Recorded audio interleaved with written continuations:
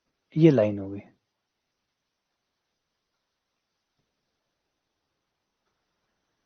अब इस cream line के एक तरफ बड़ा होगा, ये समीकरण एक तरफ बड़ा होगा और एक तरफ छोटा होगा। अब एक बिंदु ले लो और पता कर लो इस लाइन के किधर बड़ा है। इस अब भूल जाओ ग्रीन वाली लाइन को, अब ग्रीन वाली लाइन को भूल जाओ, अब क्रीम वाली लाइन को याद रखो। जो बराबर है वो तो क्रीम लाइन के ऊपर है, जहां पे 3x प्लस वाई 90 के बराबर है वो क्रीम लाइन के ऊपर है। अब हमें देखना है कि क्रीम लाइन से नीचे बड़ा है या छोटा है और क्रीम लाइन से ऊपर क्या है। तो एक तरफ पता चल जाएगा, दूसरी तरफ अपने आप अपोजिट हो जाएगा। तो क्या करें, इस बार वही करते हैं, 0 0 रख लेते हैं, है ना। सबसे आसान है यार, यूं आसान किए उसी वही रखा, 0 0 रखा। अगर मैं 0 0 रखता हूं तो क्या आता है,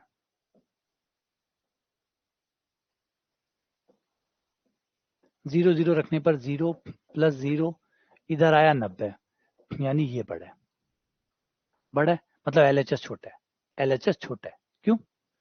इसका मतलब इस आ जो लाइन है ई लाइन से नीचे छोटो है और ई लाइन से ऊपर बड्डो है। समझ गया? आ लाइन जटा देखो ये ई लाइन से नीचे सब छोटा और ई लाइन से ऊपर सब बड़ा। अब अपन छोटा चाहिए कि बड़ा चाहिए, सवाल पाओ। सवाल क्या, छोटो चाहिए और बराबर चाहिए, मतलब आ लाइन भी चाहिए निचला भी चाहिए। तो ई लाइन का इधर वाला सब आ जाए।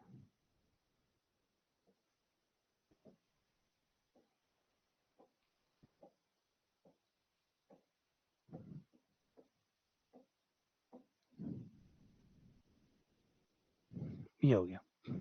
ये बात समझ में आई? आ बात समझ में आई? बोला हाँ सर आगे जच गई। बोला हाँ बिल्कुल जच गई।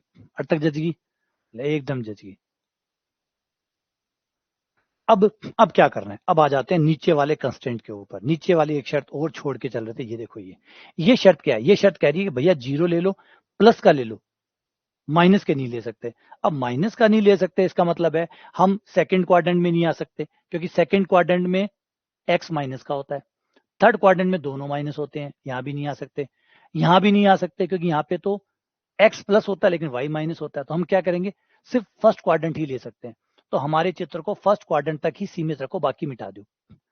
सेकंड क्वाड्रेंट को, थर्ड क्वाड्रेंट को और फोर्थ क्वाड्रेंट को चित्र मिटा दो। क्यों मिटा दो? क्योंकि सेकंड क्वाड्रेंट के अंदर x नेगेटिव होता है, थर्ड क्वाड्रेंट के अंदर दोनों नेगेटिव होते हैं, फोर्थ क्वाड्रेंट के अंदर y नेगेटिव होता है। और इसने पहले ही कहा कि भाई नेगेटिव तो दिख ही नहीं है, दिखना ही नहीं चाहिए। तो नेगेटिव नहीं दिखना चाहिए, इसका मतलब नेगेटिव आ रहा है, मतलब डायग्राम ने साफ कर दो। तो सेकंड क्वाड्रेंट में कोई डायग्राम नहीं, डायग्राम है जगह ना मिटा दो, रबड़ लो और साफ कर दो। हमें ना साफ करना, यहाँ इरेज कर दो। खाली पहला क्वाड्रेंट को ग्राफ छोड़ दो, बाकी सब साफ कर दो। ठीक है, ये वो लियो इरेजर और वो ग्राफ मिटा दियो।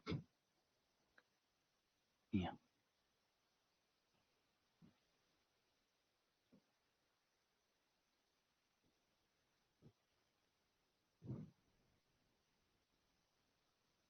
बस पहला पहला क्वाड्रेंट को ग्राफ रख लो, यो करना था। इतनी बात समझ में आ गई?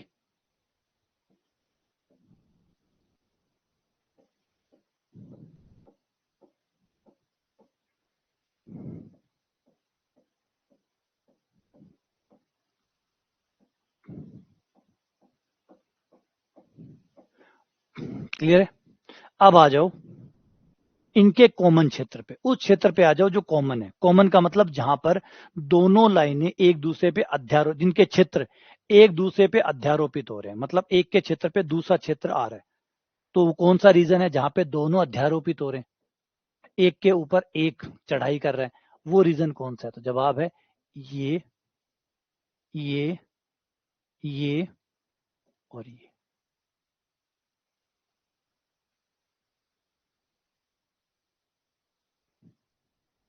ये वो रीजन है जहां पर दोनों एक दूसरे पे अध्यार। ऐसा देख, ऐसी जगह मत लेना जहां पे एक का क्षेत्र हो पर दूसरे का ना हो। अब जैसे ये वाला है, तो इस इलाके में क्या है कि जो हमारा क्रीम वाला है उसका क्षेत्र तो है लेकिन ग्रीन वाले का क्षेत्र नहीं था। अगर यहां आऊं तो यहाँ पे ग्रीन वाले का क्षेत्र है परंतु क्रीम वाले का नहीं था। तो ऐसा हिस्सा लेना है जहां पे दोनों रजामंद हो, मतलब जहां पे दोनों के बिंदु आते हो, जहां का हर बिंदु दोनों का हो, मतलब इसके क्षेत्र का भी हो इसके क्षेत्र का भी हो। जैसे उभयनिष्ठ क्षेत्र कहते हैं, कॉमन क्षेत्र कहते हैं। तो कॉमन क्षेत्र हमें लेना है। अब ये बंधा हुआ है, बंद है, तो इसको परिबद्ध क्षेत्र कहते हैं, परिबद्ध हल क्षेत्र, बाउंडेड फेजिबल सॉल्यूशन। अब इस हिस्से के हर बिंदु हमारी समस्या का हल होगा। इस रीजन के अंदर जितने भी पॉइंट है, ये सारे पॉइंटों में से आप कोई भी पॉइंट उठाओ और ले जाकर अपने समीकरण में, अपनी प्रतिबंधों में चेक करोगे, सबके सब बिंदु प्रतिबंधों को संतुष्ट करेंगे। यानी ये अनंत बिंदु हैं जो हमारे प्रतिबंधों को संतुष्ट करेंगे, अनंत बिंदु। अब पता सोचा कि 2 4 ही ऐसे, तो अनंत आ गया। अब ये अनंत पॉइंट है, ये देखिए, याद रखिए, ये वाले, ये जो पॉइंट मैं बना रहा हूँ, dot dot dot dot dot dot dot dot dot dot, मैं व्हाइट से बना दूं तो दिखाई देगा, dot dot dot dot dot dot dot dot, ये सब के सब उत्तर है। इसमें से कोई भी पॉइंट ले जाके हमारे प्रतिबंधों में रखो, सारे के सारे प्रतिबंध संतुष्ट होंगे, सबके सब हमारे प्रतिबंधों को संतुष्ट करेंगे। अब बताओ, अब इतने सारे बिंदुओं में से, इतने सारे बिंदुओं में से हम ओएस कैसे पता करें, मतलब ऑप्टिमल सॉल्यूशन कैसे पता करें, कैसे पता चले कि इनमें से कौन हल है। मुश्किल हो गई, इतने सारे फेजिबल सॉल्यूशन, अरे ये तो अनंत आ गए। अब अनंत को अगर मैं रख रख के भी देखूं तो भी खत्म नहीं होंगे। अगर मैं ये सोचूंगी ठीक है, एक करते हैं, बारी बारी से रखना शुरू करते हैं, और जो सबसे बड़ा देगा वो उत्तर होगा। सबसे बड़ा कब देगा, जब खत्म होंगे, खत्म ही नहीं होंगे तो चलते जाएंगे चलते जाएंगे, रखते जाओ रखते जाओ रखते जाओ, तो ये तो फंस गए। अब इसमें हमारी जान बचाने के लिए एक थ्योरम आती है जो कहती है कि चिंता मत करो, जो भी हल क्षेत्र होगा, जो हल क्षेत्र होगा, उसके अंदर के बिंदुओं पे कभी भी उद्देश्य संतुष्ट नहीं होगा, उद्देश्य पूरा नहीं होगा। मतलब वो जो मैक्सिमाइज मिनिमाइज है वो नहीं होगा, मैक्सिमाइज या मिनिमाइज जो भी होगा वो हमेशा किनारों पे होगा, कोणीय बिंदुओं पे होगा। इस पर मैंने जान बचा ली, वरना बार बुरा फंस जाता। इस पर मैंने कहा कि मैक्सिमम या मिनिमम आपको सिर्फ जो हल क्षेत्र है उसके कोणीय बिंदु पे, कोणीय बिंदु मतलब जहां पे चीजें काटती है, जहां शीर्ष बनता है, आपका चतुर्भुज बनेगा, एक बहुभुज बनेगा, यहाँ पे जब बंद क्षेत्र बनेगा तो एक बहुभुज बनेगा। तो ये जो बहुभुज बना है, 4 भुजाओं वाला चतुर्भुज बन गया, किसी में पंचभुज बन जाएगा, किसी में छठभुज बन जाएगा, तो एक बहुभुज बनेगा। इस बहुभुज के जो किनारे हैं, इन्हीं किनारों में से कोई ना कोई विजेता होगा, मतलब कोई ना कोई ओएस होगा। अंदर वालों में ओएस नहीं मिलेगा, ओएस किनारों पर ही मिलता है। तो इस पर मैंने जान बचा ली। अब हमें सिर्फ किनारे को उठाना है और चेक करना है, और ये टेंशन नहीं करनी है अंदर वालों पे हो सकता है कि अंदर वालों पे नहीं होगा। परमे है, मजाक थोड़ी है। परमे ने कहा है कि अंदर वाला जो आपका बंद क्षेत्र है, इस बंद क्षेत्र के अंदर के बिंदुओं पर आपको मैक्सिमम मिनिमम नहीं प्राप्त होगा। प्राप्त होगा उत्तर तो कुछ ना कुछ आएगा, लेकिन मैक्सिमम मिनिमम नहीं आएगा। मैक्सिमम मिनिमम इन लोगों से ही आएगा, है ना, मैक्सिमम मिनिमम इन लोगों से ही आएगा। बात समझ रहे होगे। जैसे एलन का एग्जांपल लेते हैं, कोचिंग हो, जैसे बड़ी कोचिंगों का एग्जांपल ले लीजिए, जितनी भी बड़ी कोचिंग है सब क्या करती है, पूरे साल भर या 2 सालों तक वो टेस्ट सीरीज कंटिन्यू कंडक्ट कराती रहती है। टेस्ट सीरीज कंडक्ट कराती रहती है, और बच्चों को क्या कहते हैं कि जो टेस्ट सीरीज में नंबर ज्यादा लाएगा उसको हम प्रमोट करके नए अगले सेक्शन में डाल देंगे। फिर वो वहां कंपटीशन को पास कर गया तो उसे अगले में कर देंगे। तो धीरे धीरे वो क्या करते हैं, पूरे साल भर पढ़ाते भी रहते हैं और पूरे साल भर बच्चों को अलग भी करते रहते हैं। और धीरे धीरे लास्ट में जो लास्ट के जो 3 4 महीने होते हैं, तब तक वो एक अपना एक अलग सेपरेट सेक्शन बना लेते हैं, जिसमें वो बच्चे आए हैं जो कंपटीशन, कोचिंग कंपटीशन को क्रैक करते हुए ऊपर आए। फिर वो सेक्शन बना लिया। अब उन्हें फिर वो क्या करते हैं, फिर उन लोगों पे मेहनत करना शुरू करते हैं, उन लोगों पे एक्स्ट्रा टाइप की मेहनत करना शुरू करते हैं, क्योंकि उन्हें पता है कि ये लोग प्रूफ करके आए हैं अपने आप को, कोचिंग के अंदर भी अपने आप को सर्वश्रेष्ठ साबित करके आए हैं। फिर वो उनके लिए जी जान लगा देते हैं, और उनमें से फिर वो टॉपर वॉपर जो निकालते हैं वो वैसे निकालते हैं, है ना।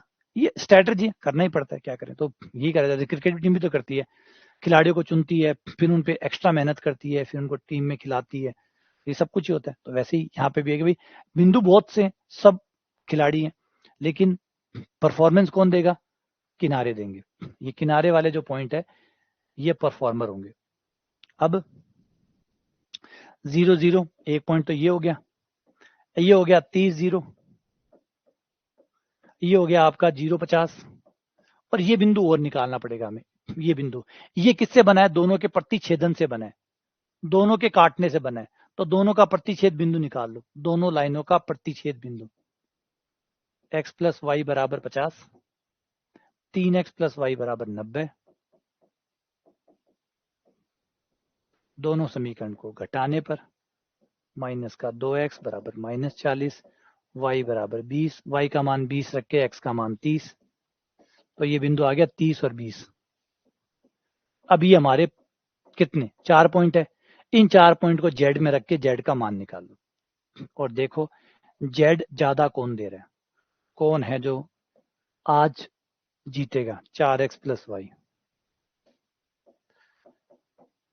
आपके पास बिंदु है 0 0, आपके पास एक बिंदु है 30 0, आपके पास एक बिंदु है 0 50,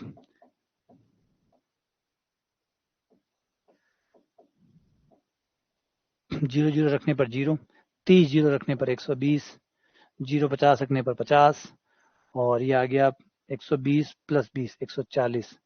तो सबसे ज्यादा उत्तर किसने दिया 30 20 ने, तो आंसर हो गया 30 20। एक्स का मान 30, वाई का मान 20 और जेड का अधिकतम मान 140। ये इस गेम का विनर हो गया। तो बात समझ में आई? नहीं समझ में आई तो चिंता ना करिएगा, एक छोटा सा काम जरूर कर लीजिएगा। एक तो पुराने लेक्चर देख लीजिएगा, वो जरूर देखिएगा, क्योंकि मैं हमेशा बार बार कहता रहता हूँ कि वो आपकी पूर्ति करेंगे। जो भी यहाँ कमी रह जाती है, जो भी यहाँ चीजें रह जाती है, यही तो फायदा है। तो फायदा नहीं उठाएंगे तो फिर क्या मतलब, क्या बनता है? तो पुराने लेक्चर का फायदा ये कि वहां पे भी ये चीजें पढ़ाई हुई है, अलग तरीके से पढ़ाई हुई है, अलग सवालों पे पढ़ाई हुई है। थोड़ा वहां से पढ़ेंगे, यहाँ से पढ़ेंगे, दोनों मिला के एक श्रेष्ठ समझ आएगी आपके बीच में। एक ये कर सकते हैं। एक ये जो अभी मैं कर रहा हूँ, ये कोई ग्रेजुएशन का पार्ट नहीं है, ये तो सिर्फ ग्रेजुएशन में पढ़ा रहा हूँ। बाकी जिम्मेदारी नहीं बनती कि मैं आपको ये पढ़ाऊँ। मैं ये मान के चलूंगा कि ये तो 12th में आपने पढ़ा हुआ है, क्योंकि 12th का हिस्सा है। 12th में अगर आप लोगों को याद होगा कि एक प्रश्नावली होती है एनसीईआरटी में, प्रश्नावली नंबर 12, रेखिक प्रोग्रामिंग समस्या, वहां पे इस टाइप के सवालों को सॉल्व किया जाता है 12th क्लास में, है ना। तो ये 12th क्लास का हिस्सा है, तो आपको वहां से इसे देख लेना है। तो जो 12th क्लास के जो हमारा कंटेंट है फाउंडेशन वाला, उसमें जाइए और उसमें जो एलपीपी है उसको एक बार देख लीजिए, तो ये चीजें क्लियर हो जाएगी। हाँ, 12th क्लास में एनसीईआरटी में 12वीं प्रश्नावली है, 12वीं क्लास में, 12वीं क्लास में 12वीं प्रश्नावली है लीनियर प्रोग्रामिंग प्रॉब्लम के नाम पे, और उसमें ये सब सॉल्व होता है। ठीक है, क्लियर है? जाइए पुराने लेक्चर देखिए, अपने आप को ठीक करिए, क्योंकि आपको अच्छा करने की जिम्मेदारी आपकी है ना। बाकी लोग आपकी सहायता कर सकते हैं, मदद कर सकते हैं, लेकिन बेहतर आप तभी होंगे जब आप खुद चाहेंगे, है ना। मैं आपको कंटेंट दे सकता हूँ, लेकिन आप पढ़ो ही नहीं तो मैं क्या करूँ। डॉक्टर आपको दवाइयाँ दे सकता है, न्यूट्रिशन आपको न्यूट्रिशन दे सकता है, डाइटिशियन आपको डाइट प्लान बना के दे सकता है, फिजिकल ट्रेनर आपको ट्रेनिंग बता सकता है, लेकिन भला कब होगा? जिस दिन आप चाहेंगे। ठीक है, क्लियर हो गया? हाँ, एक्स का मान 20 और वाई का मान 30। एक्स का मान 20 और वाई का मान 30। हाँ बिल्कुल, ठीक है। चलो मिलते हैं आप लोगों से अगली क्लास में।